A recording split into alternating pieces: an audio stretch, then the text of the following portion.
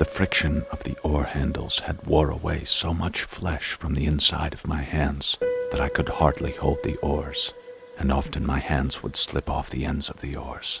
When I, forgetting that I could not open my hands, would make a grab for the oar handle, and when the backs of my fingers would strike the oar, it would sound just like so many sticks.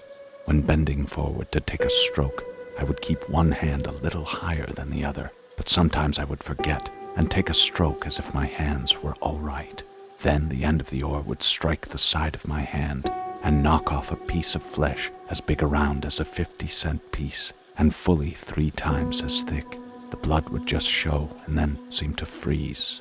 I will say no more about the agony I was compelled to undergo while the frost was being slowly drawn out. I asked them how long I would have to keep my hands and feet in brine.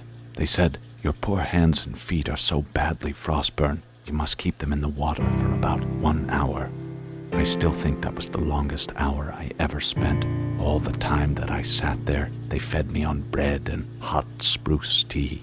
And although I had not tasted food of any kind for 114 hours, the bread and tea did not taste good. And when I would ask for water, they would only say, 'We don't want to kill you, poor man.' At last what they called an hour was up.